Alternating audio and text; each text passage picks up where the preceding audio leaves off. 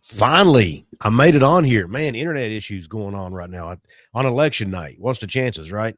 Anyway, here for a live edition to talk about the Big Ten SEC Invitational. I'm sorry, the college football playoff rankings that came out tonight, the very first ones of the season. And yes, it appears like the SEC Big Ten Invitational because 8 of the 12 are in those two conferences, along with Notre Dame, Boise State, Miami, and BYU. So BYU is the only team right now in the first, again, these are the first rankings of the season. BYU, the only Big 12 team in the top 12, and that would be in the playoff if they started today. And not only they're the only one in, but man, they're ninth in the rankings. Let's go ahead and pull up the rankings real quick, and we'll talk about it because I have a few things to say about these rankings because I don't like them. I don't agree with it. Going to bring up Brandon Marcello's Twitter account. Here is the top 12 right here. And again, Boise State ranked 9th, but seeded 4th because they would be one of the highest ranked conference champions. Remember the way that it's formatted. The 4 highest ranked conference champions get the top 4 seeds. And then you have Oregon at 1 and ranked 1. Georgia with the 2 seed ranked 3rd. Miami with the 4 seed ranked, or 3rd seed ranked 4th. And then Ohio State ranked 2, but seeded 5th because they're not a conference champion. Then you've got, let's see, who would be next? Oh, you got Texas at 5, Alabama. They would play Alabama. You have Notre Dame and Penn State, and you'd have Indiana and Tennessee playing each other. And then, of course, Ohio State will be playing Boise State.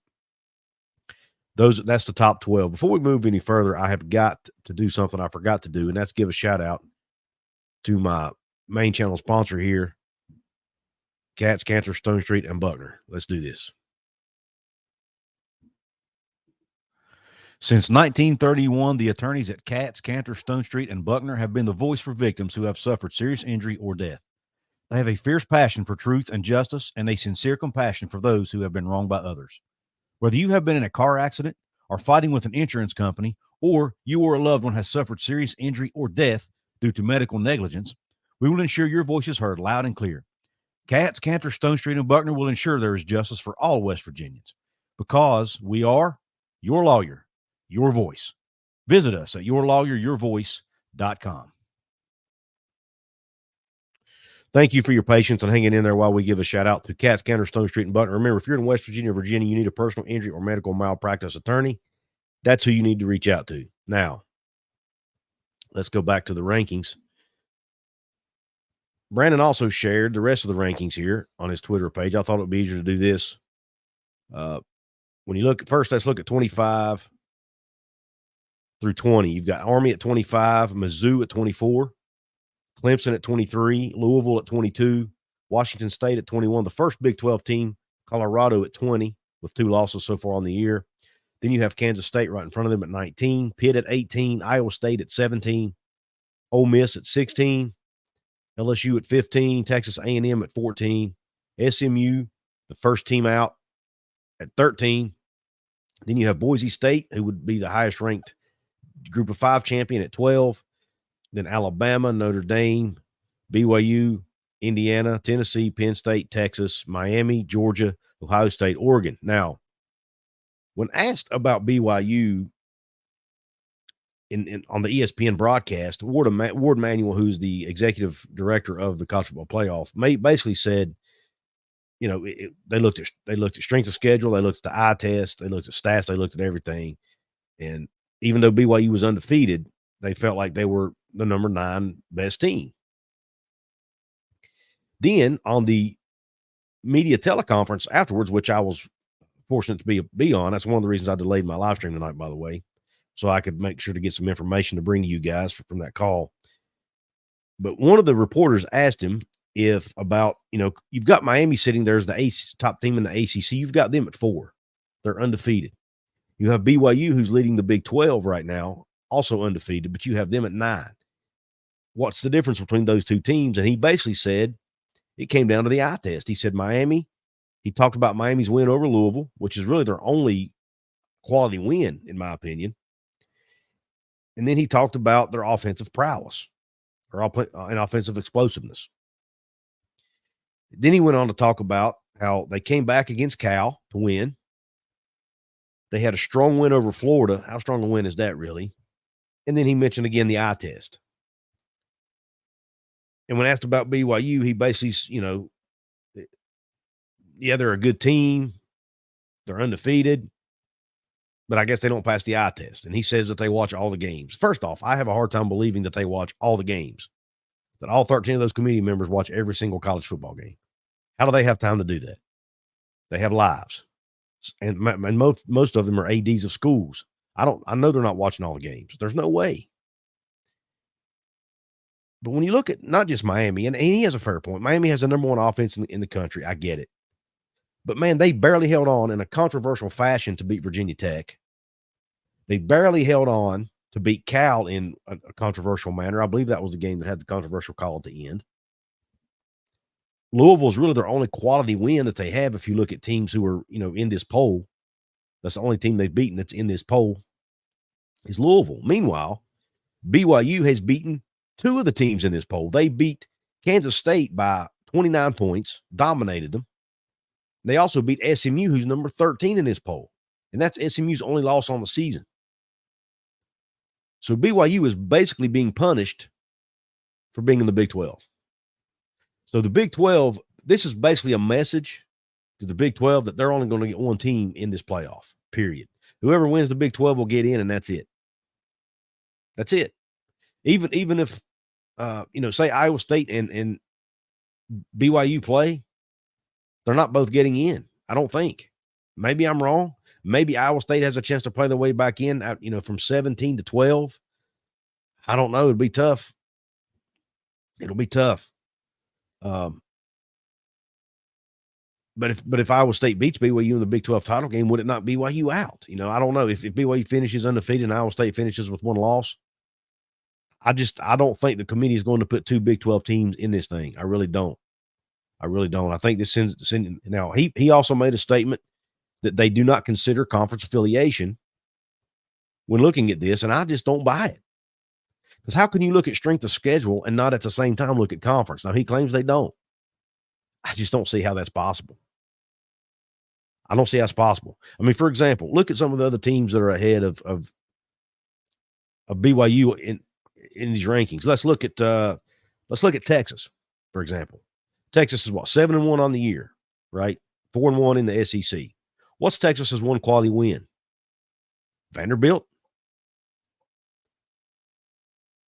Vanderbilt's not even in the top 25 of this poll. And that's really their best win. So how can you have Texas all the way at 5 and only have BYU at 9 when BYU has not lost a game yet? If you don't consider that they're in the SEC, I don't understand how else it makes any sense. Then let's look at Penn State, a team who West Virginia played early in the season and got thumped by. Penn State sitting here ranked at 6 in this poll. What's Penn State's best win? Illinois? Maybe USC? Maybe? I don't know. At West Virginia is not their best win.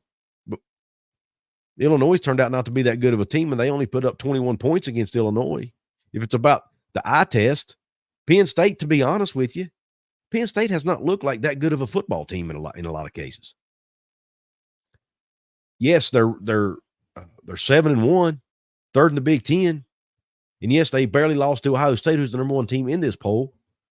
But most games you've watched of Penn State, do they look like they're that much better than BYU? Like I said, here's Penn State's wins. At West Virginia, they barely held on to beat Bowling Green at home. They beat Kent State, who's terrible. They beat Illinois 21-7. UCLA 27. UCLA's not good.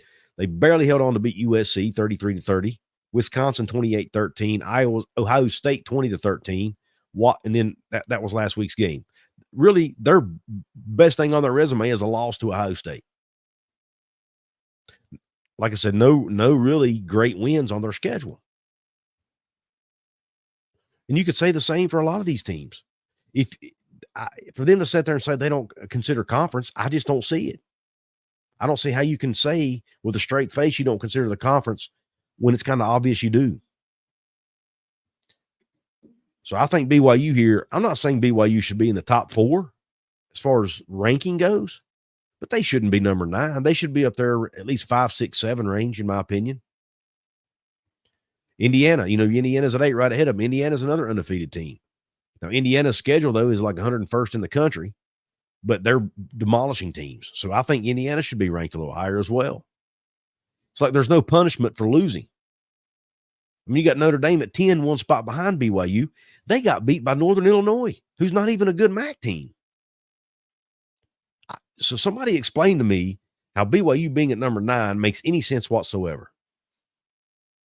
I just don't. They're putting too much emphasis on star power. Cam Ward at Miami, I think. The conference that you're in the cases of Texas, Penn State, and some of these other teams, maybe even Alabama. Alabama beat Georgia. That's really – had Alabama not beat Georgia, they're probably not in this thing because they do have 2 losses. But – and you do have to give them credit for that. But, heck, Georgia doesn't even look like they're a great team this year like they have been in the past. So, I don't know. I just think BYU being at number 9 is a slight. And I'll argue – I will make the argument that Iowa State being at number 17 is a slight. I mean, their only loss is to Texas Tech, who's a 6-3 football team, and they did it in the final seconds of the game. Yet you have them at 17. You have Ole Miss, who has 2 losses at 16. So explain to me how Iowa State is all the way at 17. I don't understand it. And again, Notre Dame, when you compare the losses of Iowa State's losses to Notre Dame's losses, who has the best loss? It's by far Iowa State. Yet Notre Dame's at 10 and Iowa State's at 17. I'm not buying it. And you have Missouri. Now, Missouri's below Iowa State, but they're not a very good team. You have them at 24. I think the Big 12, and even in some cases, with the exception of Miami, the ACC are both being disrespected in this poll. Because I don't know, man. It's the Big 10 SEC Invitational, and you're going to have a hard time convincing me otherwise. I'll be honest with you. Let's see who we have in the chat room right now. I know it's election night. I probably have a lot of people following the election, which I'm going to be doing myself here shortly. What's up, Matthew Goldsmith? Also have Browns and Beers in the house. Browns and Beers is a VIP member here on the channel. He says, at the WVU Marshall soccer match tonight, Couz can't stay for long, but also will say I'm going to the game this weekend if you want to factor that into your choice. Thank you, Browns and Beers, man. You guys see the badge beside his name. That means he's a paid VIP member. If you want to join that club, hit the join button below or go to my homepage and click it over there. We have Mike G in the house. Also have Bob Swanger. Appalachia Africa Twin, another VIP member, says, good evening, Couz and everyone. Good evening, Appalachia Africa Twin. We have Kenneth North in the house and Antoine Codes in the house. Big 12's definitely lose, Mike. Antoine, no doubt about it. And they have to win, man. They have got to get into what it's going to take, the Big 12 and even the ACC. They need to get in to the college football playoff. And when they get in, they need to win games there. They can't get in and get beaten in game 1. They need to make noise when they get there. Matthew thinks ISU is Fraud City, and that's possible. WVU Fan 13 in the house says, watching the WVU Towson game. I'm going to have to catch that on a replay if I catch it at all. There's too many things to watch tonight at the same time, man. Everyone is punishing Colorado. Colorado has 2 losses, so I'm not sure they're being punished at all. They're in the poll at number 20 with 2 losses, so I don't think they're being punished. That's just my opinion. Appalachia Africa Twin, thank you for the super chat, my man. He says, this is my donation for your campaign this election season, Couz. Have a beer on me tonight. Thank you, my man. I appreciate you. Thank you for the continual support of my show, man. Means a lot. All for losing to Nebraska, but now Colorado would beat Nebraska. Yeah, but you got to factor in the entire body of work. I mean, Notre Dame is playing better than they did when they lost to Northern Illinois too, but they still lost. So that has to account for something, or else wins and losses shouldn't matter. I didn't take it that way, Matthew, at all, man. No worries. Everybody has a right to their opinion. Yep, no biggie, man. But yeah, Big 12, they did get 4 teams in the top 25, but unfortunately, only one of those is in the top 12, and the other 3 are near the bottom, 17, 19, and 20. So things aren't looking good for the Big 12, and there's going to be even more shakeups probably in this conference because of all the chaos in this conference, in the Big 12 conference, with all the parity that exists, a lot of upsets, things like that are going to continue to happen here the last few weeks of the season, more than likely. At least that's what I'm predicting anyway. All right. Now, the other thing I want to talk about, kind of moving away from the college football playoff for just a minute and focusing on West Virginia, I want to talk about that chaos, that Big 12 chaos. By the way, this show also brought to you by BetUS Online Sportsbook and Casino, along with Cats, Counter, Stone Street, and Butler. Thank them for helping me keep the lights on. But I want to talk about West Virginia and how the chaos that happened in the Big 12 this past weekend affects them. There's 2 arguments here. The one argument, which my friend Mountaineer Paul mentioned on his show, Locked On West Virginia, earlier, a few days ago, is that, you've the losses that occurred where Kansas State got beat and where Iowa State got beat, those losses exposed West Virginia, and more specifically exposed Neal Brown as a bad coach. And then there's also a positive argument as to those losses actually helping West Virginia. And I'm going to talk about both of those in the next segment here. But let's talk about the negative side, the part where West Virginia could have gotten exposed. All right, you've got West Virginia who played both Iowa State and Kansas State back-to-back weeks, both at home, both at night, right? Both games were opportunities for West Virginia to knock off a ranked team. And had they won one of those games, even one of those games, the entire mood would be different around West Virginia fan base. And they would likely even be ranked, or at least close to being ranked right now, right? In the top 25 AP poll, maybe not the college football playoff poll. But they didn't win it. They didn't win either one of those games. So now they are near the bottom looking up, or in the middle of the pack, I should say, looking up at the rest at the top half of the league. Yet here comes, Iowa State goes into this past weekend undefeated, and they drop a game at home to Texas Tech. Now, Texas Tech's not a bad team, but they weren't ranked. They're not an elite team, and they lost it in the final seconds, and Iowa State had chances to win that game. They actually outgained Texas Tech in almost every category, but just couldn't make plays when they needed to make plays, and Texas Tech did. But you've got Joey McGuire in year 3 of his tenure knocking off a top 10 team. Neal Brown has yet to do that at West Virginia, and he's in year 6. Then you take the other game. You've got Kansas State, who only had one loss all year, and it was to BYU. They were fairly highly ranked. And they go to Houston to play one of the bottom teams in the league, and they get beat by the Cougars.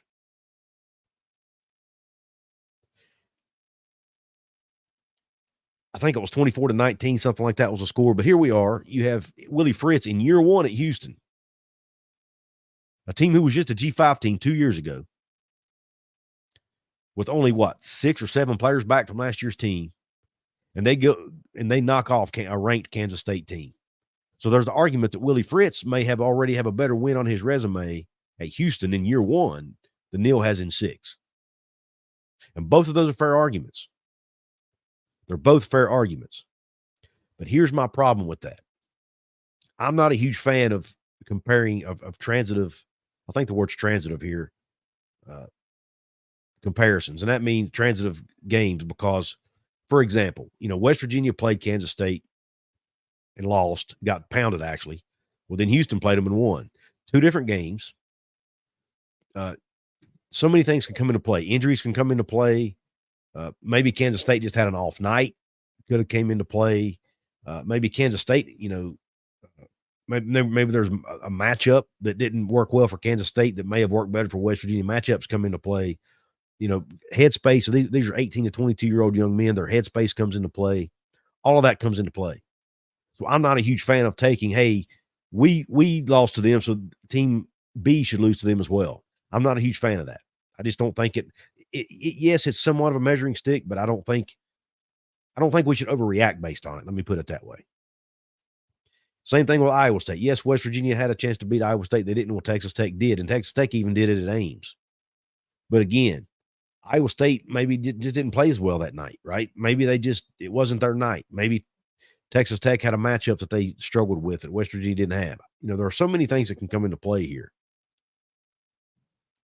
Is it fair to say that it's exposed Neal Brown? Yes, it's fair. Absolutely fair. But I just don't think we should overreact. Now let's look at the positive to this. The positive of it is the fact that it actually helps West Virginia in regards to the Big 12 playoff race. Now, I'm not going to sit here and predict that West Virginia is going to make it to Arlington for the Big 12 championship because I don't think they are. Number one, I don't think they have to go 4-0 down the stretch of the season, and I'm not sure that happens. I'm not confident that happens because if they drop one game, they have no shot. And even if they do win out, they still need help. They need several teams to lose multiple games. They would need some tiebreaker help here and there. There are just a lot of things that will need to be at play here in order for West Virginia to get to Arlington, even if they win out. They would have to finish 7-2. Now, there is a scenario where a three-way tie with Kansas State and either Colorado or maybe Arizona State, or someone else maybe gets them in. Let's talk about the Big 12 standings for a minute.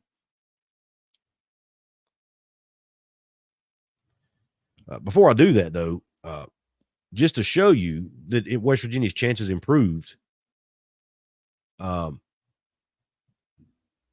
chances of getting to Arlington improved, the proof really is when you look at West Virginia's odds of getting to Arlington or winning the Big 12. Matter of fact, I'm just going to show you. When you go over to BetUS, let me show you what the BetUS odds are of West Virginia making it or winning the Big 12. Last week, it was plus 10,000.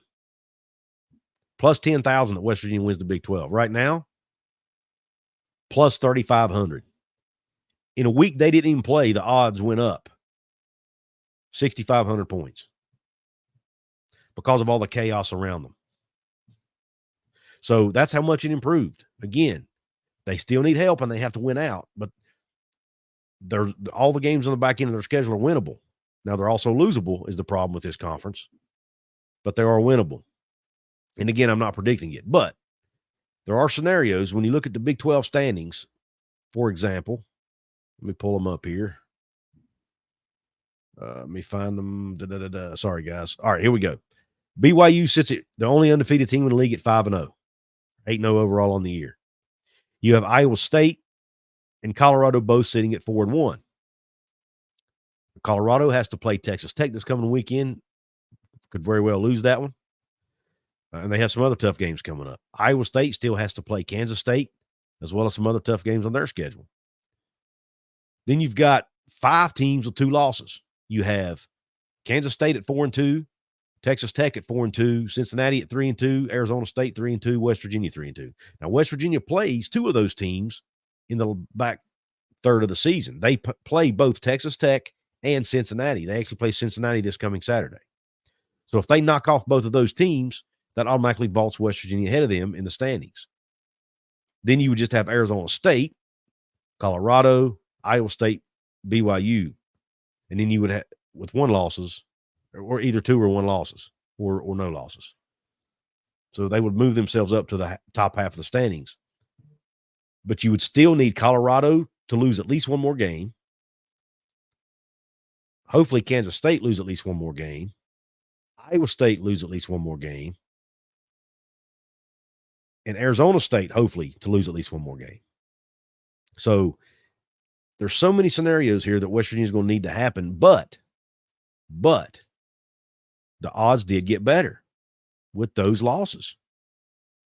Texas Tech beating Iowa State actually helped West Virginia. Houston Houston already has 3 conference losses. They can't catch West Virginia unless West Virginia loses. So them beating Kansas State, that helped West Virginia because Kansas State and Iowa State both hold tiebreakers over West Virginia. Now, if West Virginia can get into a 3-way tie with either Kansas State and Iowa State, just one of those teams, and either Colorado or Arizona State, there's a chance, depending on how the schedules play out, West Virginia could come out as the winner of that tiebreaker. Because the way the tiebreakers read, if there's a 3-way tie and all 3 teams don't play each other, then you have to look at common opponents and then their overall record against the conference. So there are scenarios out there, potential scenarios, where West Virginia could be in a 3-way tie and come out potentially ahead on the tiebreakers. Again, none of that matters if they don't win out, though, which is the number one task. But as chaotic as this conference has been, I would not count out the possibility of West Virginia making it to Arlington. It's not totally out of the picture.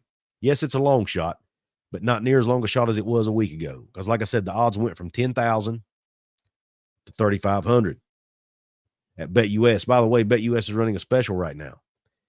If you want to place a bet at BetUS, if you're looking for a new sports book, right now BetUS is offering a special.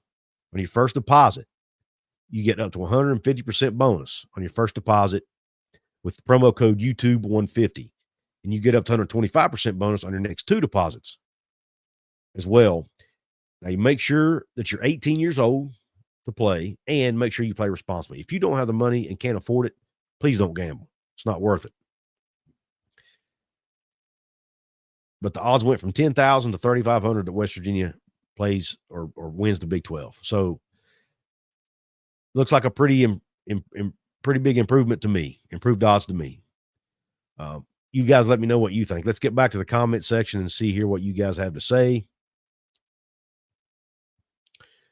We got William McLeod in the house. Couz, did you see TCU Baylor looking at Jimbo Fisher as their next head coach? I did not see that. I'll have to find that online, man. That's a great little nugget of information there.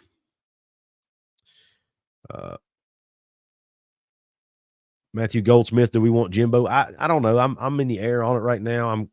I can take it or leave it, but most fans would prefer him over Neal Brown. I can tell you that. He has won a national championship. That does mean something. Yep. Carla Jenkins, you're right. Notre Dame does have a tendency to falter, and I think they will again. WVU Fan 13 says Colorado's final 4 games at Texas Tech, home against Utah, at Kansas, and home against Oklahoma State. Now, they should win those games. Now, they could lose at Texas Tech. That's going to be a tough one. But if they can win at Texas Tech, I think Colorado gets to Arlington. Or at least has a legit chance to get to Arlington. A lot of it will depend on what happens between Iowa State and Kansas State at the end of the year. But Colorado could very well get there. But again, the way as crazy as this conference is, man, who knows? WVU Fan 13 again says Iowa State final 4 games. Thank you for putting that on there, by the way.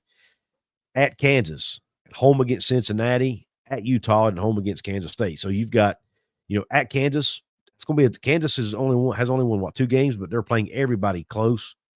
They might be the best 2-5 team in the country or whatever their record is. Home against Cincy will be a tough one. At Utah should be a win. Utah struggling right now. And then home against Kansas State is going to be a tough one. So I'll say 3. They should win 3 of those at least, in my opinion. Mike says Iowa State 2 injury riddled. Kansas State lost to Houston. No need to say more. But then they might turn around and win a game they're not supposed to next week, Mike. That's the crazy thing about this conference. And to be honest with you, going back to what I talked about earlier in the show, it's going to hurt them when it comes down to getting in the playoff because their conference champion is going to be the only one that gets in. And that's going to hurt the league. They're going to struggle to get more than one team in the playoff, probably year in, year out. So that's why it may be best for the Big 12 long term. And again, I'm kind of up in the air on this too. I see both sides of this argument. It might be best for the Big 12 to have someone lead the pack But again, maybe this parity's better. Maybe the parity and knowing any team can win any given Saturday, maybe that's what this league needs to bank on, and maybe that's what will help this league draw more eyeballs and get more attention on them, is the excitement of not knowing who's going to win these games. Because right now, on paper, 14 of the 16 teams still have a chance to get to the conference championship. That's how close this league is. 14 of the 16 teams have a chance on paper to make it. So basically, that's everybody except Oklahoma State and Arizona, I guess. Or, yeah, everybody but Oklahoma State and Arizona still have a shot. I heard that today, but I don't see how these teams with 4 losses. Well, I guess technically, because some of the teams have 4 games left and some teams could lose all their games, but that's not going to happen. But realistically, you really only have what? 1, 2, 3, 4, 5, 6, 7, 8 teams with a realistic shot. I'd say anybody with 3 or more losses likely aren't getting in. So that's why West Virginia has to win out if they have any shot to get to Arlington. All right.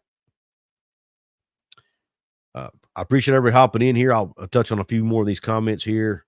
WVU Fan 13 says Kansas State's final 3 games: at home against Arizona State, I should say, home against Cincinnati, and at Iowa State. Those are 3 tough games, man.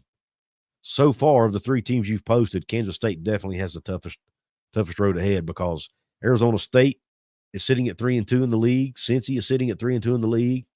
And Iowa State sitting there at 4-1 in the league. So, man, those are tough. That's a tough schedule for Kansas State down the stretch. 2 of those 3 teams will need to lose 2 games. Yes, absolutely. And WVU win out. Absolutely. Definitely tough. I'm not predicting it'll happen. Don't think it'll happen. But just like Jim Carrey said in Dumb and Dumber, his character, so you're saying there's a chance. There is a chance. And again, I'm going to go back to the odds from plus 10,000 to plus 3,500 in just 1 week without playing a game. So, again, want to give a shout out to Katz, Kenner, Stone Street, and Buckner Attorneys at Law and BetUS Online Sportsbook. Remind you that I have Matt's Big 12 Blitz. It's a show on this channel every week by Matt Thornsberry, where he looks at previous week's Big 12 games and the following week's Big 12 games. We'll recap and then review and then preview the upcoming games. He'll even give his score predictions. Be on the lookout for that on Wednesday nights. Probably going to move it to 8 o'clock. We keep having to move the times and days around until we find something that works with everybody's schedules. But it should be this Wednesday night, so be on the lookout. And then I have officially taken back over the Hoops from the Hills channel. So if you're looking for West Virginia basketball content, that's where you'll find it. Myself and some other creators are going to be over there doing game previews, game reviews, obviously news and analysis about West Virginia basketball. So Hoops from the Hills, be sure to check us out. Subscribe to us over there, please. Support us. I really appreciate everybody tuning into tonight's show. It's going to be a short one because I am an election junkie and I'm going to start watching the coverage. So hope the rest of your night, rest of your day, if you're watching this on the replay, hope it's top shelf. And whether you're a West Virginia fan or not, Q Country Roads.